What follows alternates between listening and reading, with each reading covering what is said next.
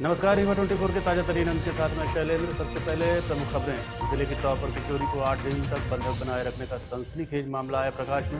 जताई जा रही गैंगरेप की आशंका। पुलिस लाइन पेट्रोल पंप के पास बाइक में भड़की आग। डीईओ ऑफिस के पास संदिग्ध अवस्था में मिली युवक की लाश। मेडिकल नशे का था आदि। नगर निगम के नाम से फर्जी वसूली कर रहे युवक को ठेकेदार ने पकड़कर किया पुलिस के हवाले। और भाई बहन के बीच बंधन का त्योहार रक्षाबंधन कल मनाया जाएगा धूमधाम से। बहनों ने की खरीदारी पूरी। खबरें विस्तार से।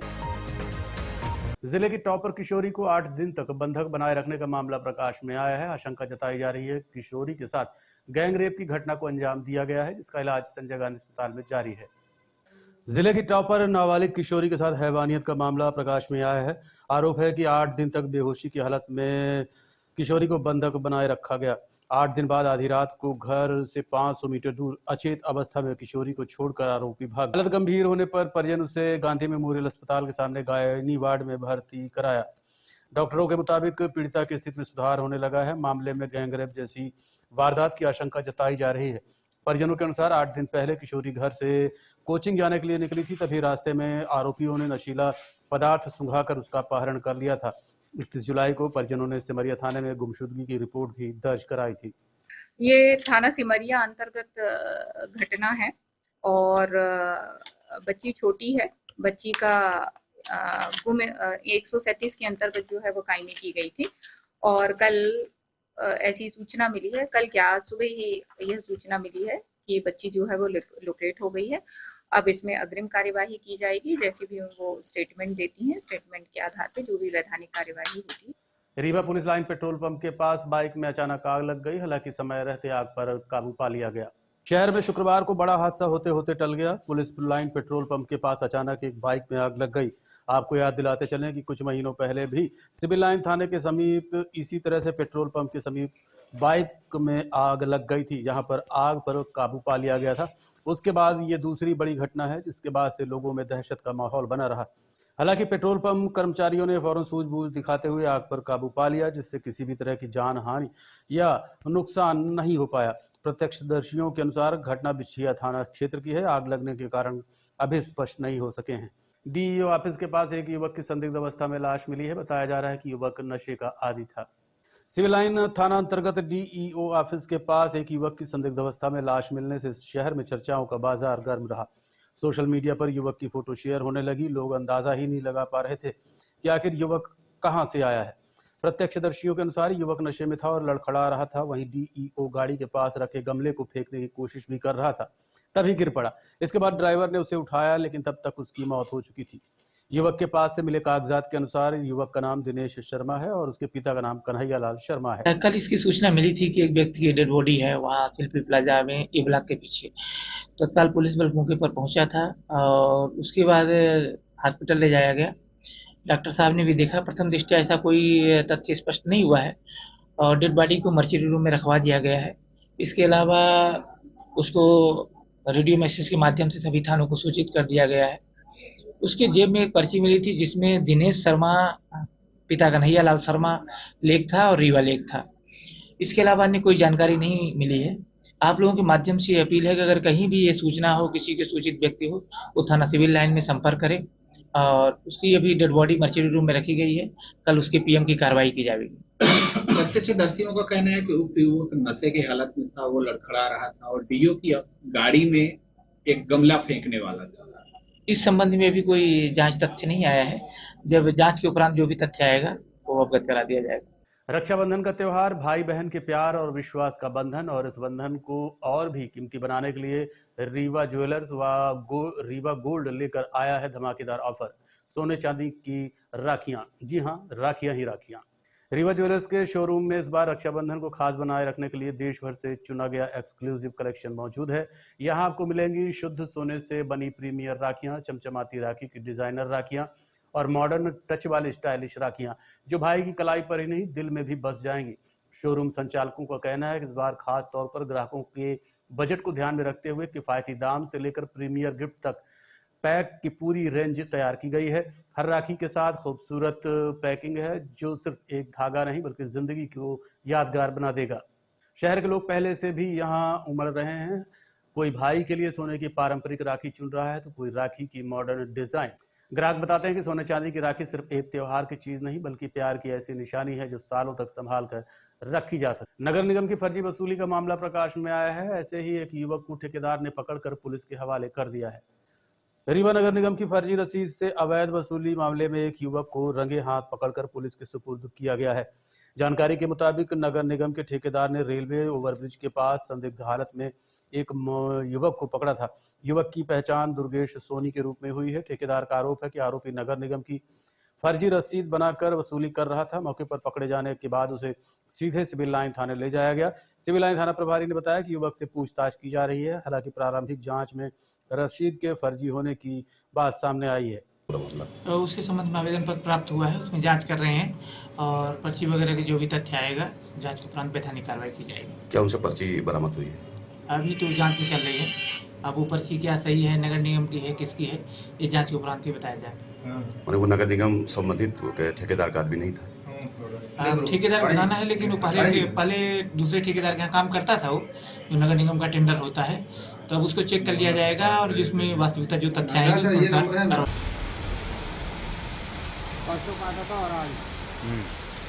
और पर्ची पाते कहाँ हो ये काटने के लिए? 100 रुपये 200 रुपये की पर्ची? ये पहले की पर्ची थी। अच्छा, और ये सील कहाँ से बनवाए हो? सील? हाँ, जो सील पर्ची में लगाए हो कहाँ से बनवाए हो? सील पर्ची में लगी नहीं है। दिखाओ पर्ची, निकालो जेब से पर्ची अपने। तो वाली लगी है? नहीं लगी, ज़्यादा वो थोड़ा काफी है। कितने की पर्ची काट लेते हो एक दिन में? रक्षाबंधन के पावन त्योहार को लेकर बाजार सज गए हैं। वहीं लोगों ने राखियों की खरीदारी शुरू कर दी है। इस वर्ष रक्षाबंधन का त्यौहार 9 अगस्त को मनाया जा रहा है, जिसे लेकर लोगों में अच्छा खासा उत्साह नजर आ रहा है। कोरोना के बाद एक बार फिर बाजार गुलजार हुए। दुकानदारों ने तरह तरह की राखियां बाजारों में सजा रखी हैं। भाई बहन अपनी अपनी पसंद की राखियां खरीद रहे हैं। बाजार में अच्छा खासा माहौल देखा जा रहा है। वहीं रक्षाबंधन के त्योहार, पूजन विधि और मुहूर्त को लेकर क्या बताया ज्योतिषाचार्य संदीप शुक्ला ने, आप सुनिए।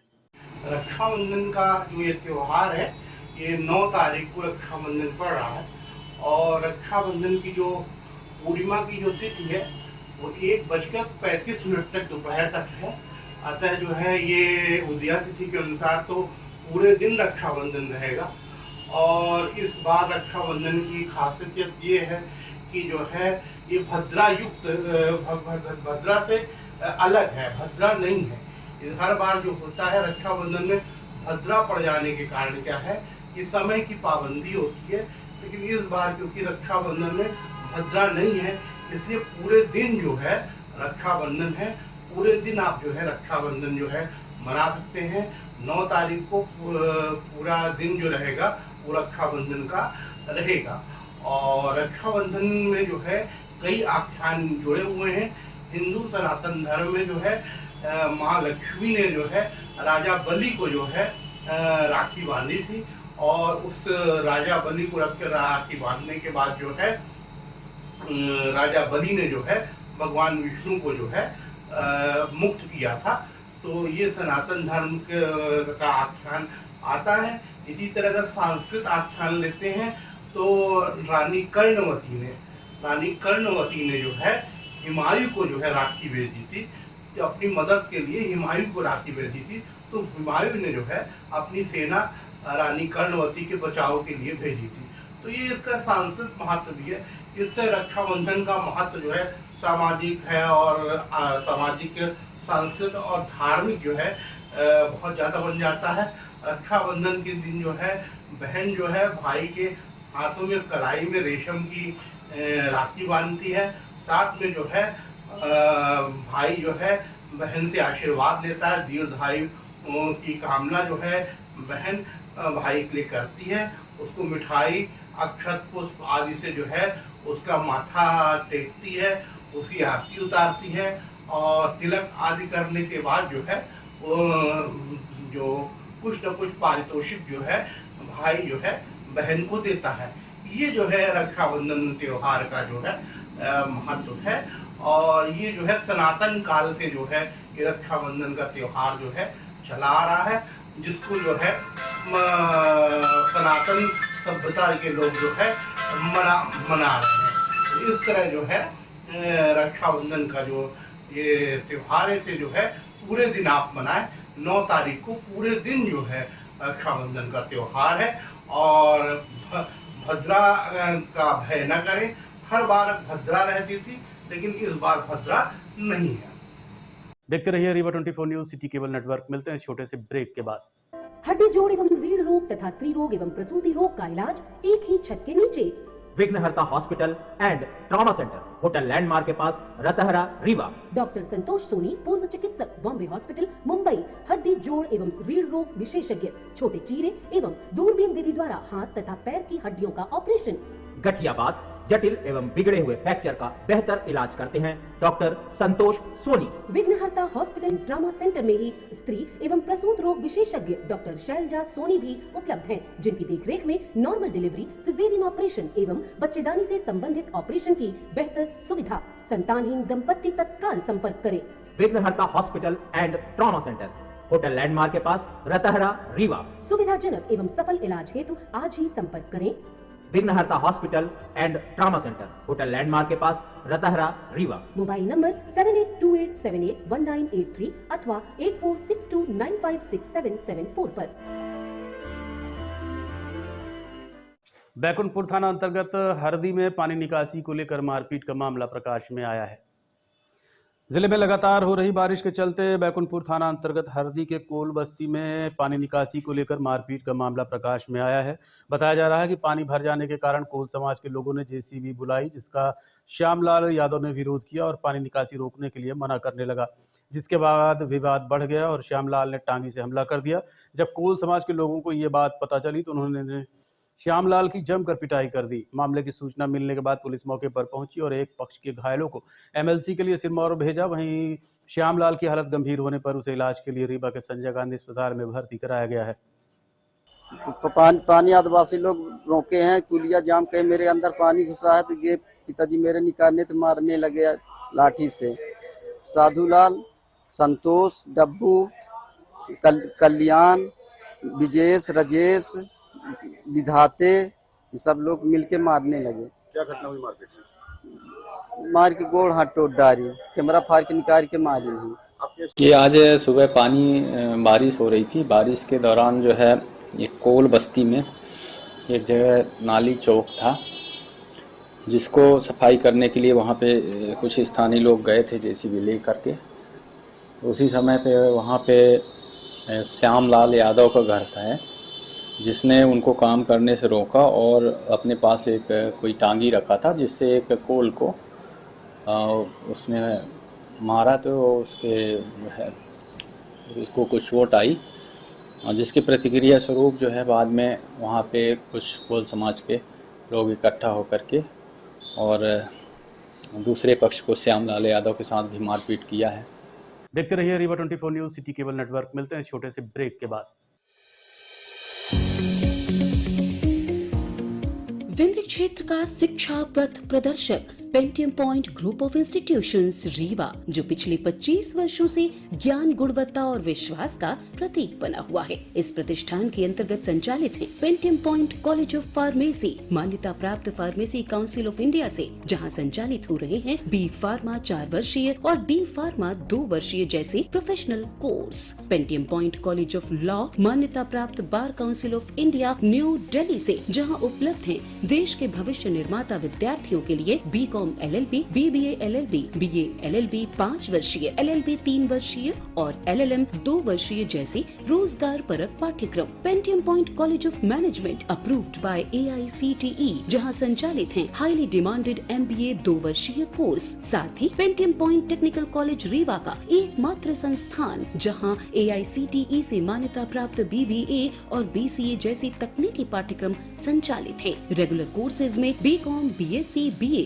तथा स्नातकोत्तर स्तर पर MA history, economics, sociology, MSc chemistry, biotechnology, computer science और PGDCA डिप्लोमा भी उपलब्ध है। यहाँ शिक्षण कार्य नेट, सेट व PhD धारक प्राध्यापकों द्वारा कराया जाता है। साथ ही उच्च गुणवत्ता की प्रयोगशालाएं, pharmacy lab, biotechnology lab, computer lab, moot court और विशाल पुस्तकालय संस्थान की विशेषताएं हैं। बौद्धिक और सांस्कृतिक गतिविधियों के लिए एक अत्याधुनिक ऑडिटोरियम, खेल गतिविधियों हेतु इंडोर और आउटडोर स्टेडियम, जहां शिक्षा के साथ संपूर्ण व्यक्तित्व का विकास सुनिश्चित है। So please visit Pentium point where vision meets excellence. Admission open, so visit today Pentium point group of institutions Rewa. जी हाँ, विंध्य क्षेत्र का शिक्षा पथ प्रदर्शक Pentium point group of institutions Rewa, जो पिछले 25 वर्षों से ज्ञान, गुणवत्ता और विश्वास का प्रतीक बना हुआ है। Yes, one and only Pentium point group of institutions Rewa. गुमशुदा युवक की संदिग्ध परिस्थितियों में खदान में लाश मिली है। पुलिस जांच में जुटी हुई है। घटना के संबंध में मिली जानकारी के अनुसार चौराहा थाना अंतर्गत बनकुइया खदान में एक युवक की लाश मिलने की सूचना पर पुलिस मौके पर पहुंची, जिसकी पहचान संदीप गिरी निवासी बीरखाम के रूप में हुई है। पुलिस के अनुसार परसों शाम संदीप घर से निकला था, जिसका पता न चलने पर कल गुमशुदगी की रिपोर्ट परिजनों ने दर्ज कराई थी। पुलिस ने लाश बरामद कर ली है और अब घटना के कारणों का पता कर रही है। कल थाना चौराहा में गुम इंसान क्रमांक 78/25 गुमशुदा संदीप गिरी पिता बलदाऊ गिरी उम्र 30 वर्ष निवासी बीरखाम की गुमशुदगी की रिपोर्ट दर्ज कराई गई थी।